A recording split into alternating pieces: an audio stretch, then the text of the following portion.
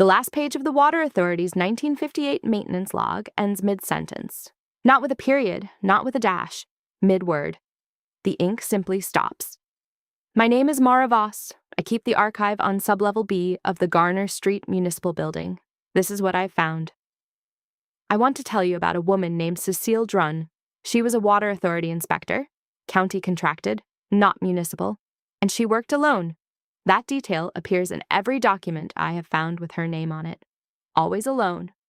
The Water Authority's own staffing notes say she requested single-person assignments for 14 consecutive years, from 1944 to 1958. No supervisor questioned it. No one filed a complaint. The notes describe her work as meticulous and her reporting as thorough, and there is a quiet consistency to those words across 14 years of different supervisors that I find, now, slightly unsettling.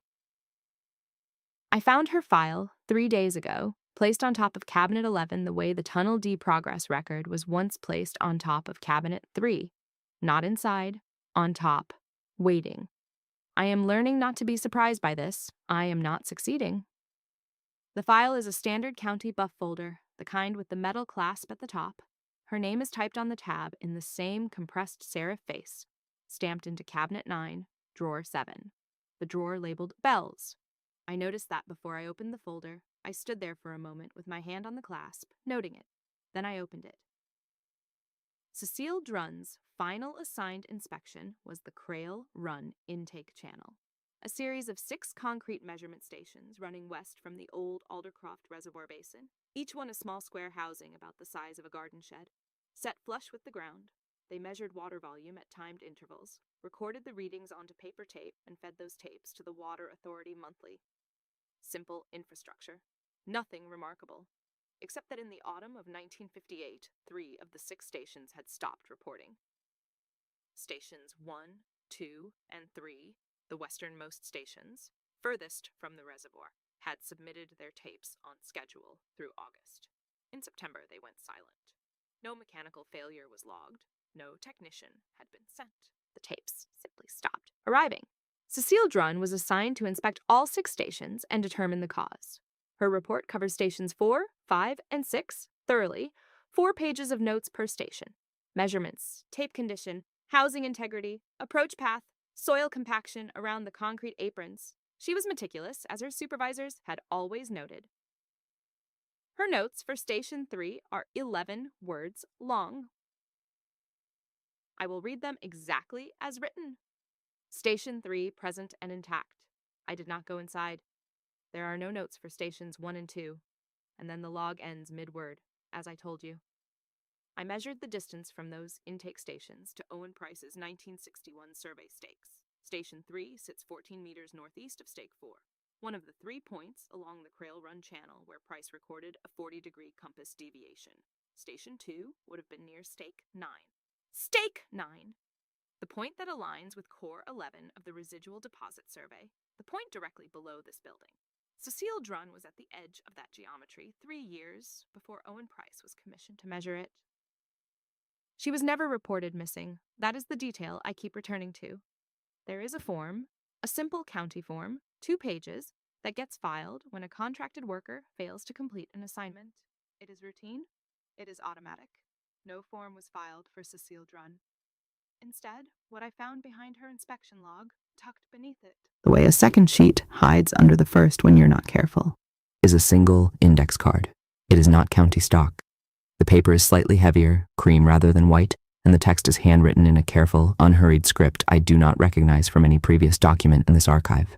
It reads, C. Drunn, inspection complete, station assignments fulfilled, no further follow-up required, filed under returns.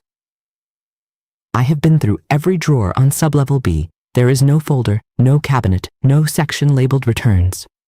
But here is the thing about that index card that I have not been able to set aside. The word returns is not used the way an administrator uses it. It does not mean reports returned or a worker returned from the field. I have read enough of this archive's language, the Bell inventory system, the residual deposit margins, the Tunnel D progress record, to understand that certain words in certain hands carry a specific weight. Here, returns is the way you would file something that came back. I went back to Cabinet 9, Drawer 7. The Bells Drawer. I have learned to reread the documents I have already read because context changes what they say. The Bell Inventory document, the one explaining that bell tones are an inventory system for subsurface access points, contains a line I had underlined and then apparently stopped thinking about. It reads, "When a door below registers a presence, it logs entry. When a door registers departure, it logs return. Some returns are not made by the one who entered." Boksh. I sat with that sentence for a long time. Nizjaniki. Cecile Drunn went inside at least one station she did not write about. That is the only reading of the evidence that makes the index card coherent. She entered at station 3 or before, reached a point the system below recognized as entry, and then departed, or something departed, in a way that satisfied the archive's definition of return. Some returns are not made by the one who entered. Tzzz. I checked the photograph from Owen Pryce's file, the one from drawer 4 that moved between my visits. The one showing the unidentified figure at stake 9 with the dowsing rod, shadow falling upstream. I had always focused on the figure. Today I looked at the background. Behind stake 9, at the edge of the print, there is a shape I had taken for an equipment case or a survey bag left on the ground. Rectangular, low concrete colored. It is the roof hatch of a Crale Run intake station. The hatch is open.